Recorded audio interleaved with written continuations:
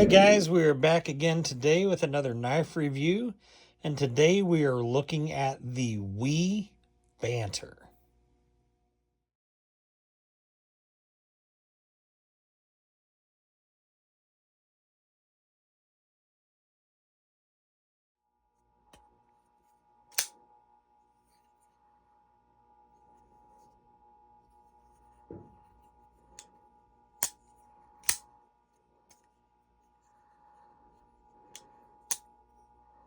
The Banter comes like this with its rather large, kind of fuzzy lined pouch, and actually has some pockets in it.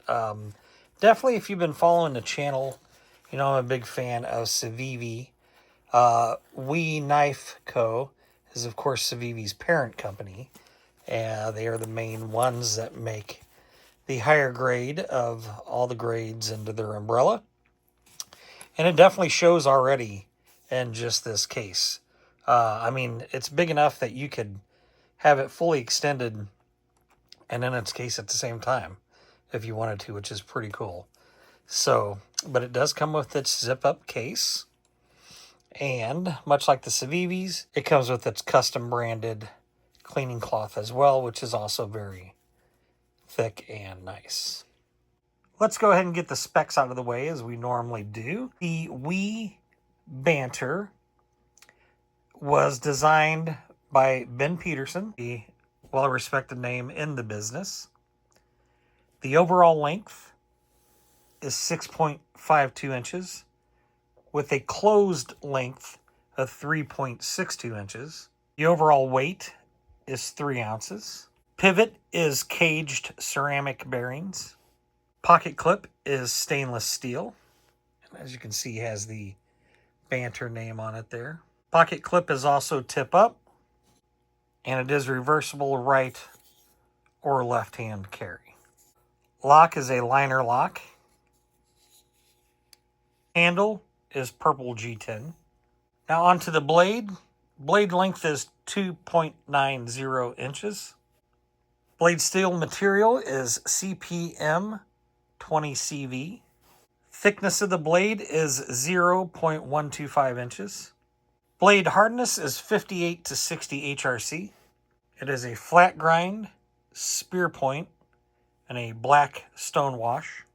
Your means of deployment are thumb studs. Now that we have that out of the way, let's talk about the Banter. First off, oh man, look at this thing.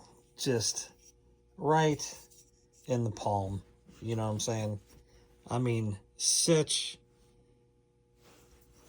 a tiny little guy. However, has, kind of a bit of like a robust square girth to it, if you will, that it feels kind of like substantial when it's in the hand, but it is completely concealable just in the palm. I absolutely love the size of this thing. Handle is a nice, good G10 grip. I love Wee's 3 lines vertical then horizontal for their WE name there. This purple is amazing, and in this light that I'm filming in, not represented as well as like the photos that you've seen. As far as the pocket clip goes, the pocket clip is fantastic. Super deep set. Look at that. Beyond deep set. Leaving no trace of this knife at all coming out of your pocket. Do have a lanyard to hold back here if you wanted to go that route. And of course, right out of the gate, the bearings and everything are just super smooth and drop shit. Very little break-in on the pivot of this, but just a great texture overall on this G10. And I mean, you cannot even begin to squeeze that together. It is definitely sturdy. Now let's talk real quick about the liner lock. That would be the one complaint that I would have, that most people have had, is the liner lock is a bit, if you notice, it literally does not stick up. I mean, just a hair. and it's only just the teeth. And the teeth are almost sharper than the jimping on the blade. They're not crazy sharp. You're not going to rub your finger across it and cut yourself, but they're fairly sharp, and for no more than that sticks out. I would say that is the one complaint that everybody usually has with this knife. Also, the strength to push it over. I will say it's a hell of a lock, but the strength to push it over is pretty substantial. My thumb pretty much consistently looks like this, mostly because of this guy. I do wish that they could make that different, make that better, make it protrude a little bit more, make this not so sharp. That is definitely a downfall to this. It did help to get a little bit of extra, just a little extra KPL oil thick in there. Overall, it is something you'll have to deal with this knife, but I'm telling you that once you get used to it, I believe it's highly worth it. Moving on to the blade. We do have a little bit of jimping here. Not too much, but it's enough. And it's about that perfect grip. Love the 20CV blade as well on here. The finish is great, the stonewash black. And of course, no need to talk about how great the sharpening is on this. As with all WE products, which also includes Civivi and Syncup, they come razor sharp. And just S-curves and paper towels right through toilet paper. It doesn't even matter.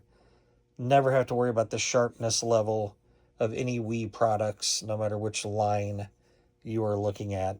A great length, great size. It's a short, but it is a girth little bit. I tell you what, I don't ever recommend like prying with any knife blades, but I tell you what, I feel like this one could actually handle it. I would never do it, but I feel like it could. Don't mark my words on that. But it's a nice, short, stout, but razor edge little sucker on there. Let's talk about the thumb studs. Thumb studs are great. I absolutely love everything about the thumb studs on here. At first, I almost felt like, especially for like a reverse flick, that maybe they were placed a little bit close to the scale. And with such a short handle on this in the first place, you do have to sort of almost prop it up right there in your hand to sort of get enough backbone to push off of to get your reverse flick. But honestly, after a while, it was like no big deal. It's just something you get used to. And now I absolutely adore the thumb studs on this. I mean, they are just perfect. They're quick. They're a great size. They're just grippy enough, but certainly smooth and comfortable. So no finger choil to speak on here, but to get as much cutting edge as you can for the size blade, it is understandable to not have the finger choil there. But I tell you what, you can still get a full 5-finger, 4-finger, however you want to look at it, grip on here, and you can still choke up on the jimp there. And oh man, it's great. I mean, it really feels, I mean, it really does fill out your hand, and it feels substantial in the hand for no bigger than this knife is. Of course, good old WE Civivi Syncut, always lined up, dead even, right out of the box every time you get them. I just love this little thing. It is just about the best everyday carry that I think you could almost have because of its size and everything. Now, I'm not saying that it's got it in spades when it comes to, if you're one who likes to fidget with your EDCs, you know, I mean, although, God, the pop on this, though, from those thumb studs is so great that it's almost worth it. And honestly, once you get used to that liner lock, and I'm kind of a fan of liner locks anyway, once you get used to that, you build your thumb up for it. I mean, I don't know. I do love fidgeting this thing. Honestly, if I leave the house and this is the only knife that I have to fidget with all day, I'm fine with it. I mean, it certainly doesn't give you the options of like the biophase or things like that, but I'm absolutely fine with it. It's great too if you want to flip and do a little bit of tricks and stuff. Such a great size for that. Now, we didn't talk much about price. These run right around $120 for the actual WE Banter. Now, their Civivi line does make the baby Banter. Dimensions of it, blade shape, and some things are a little bit different. And I believe it runs around the $70 to $80 range.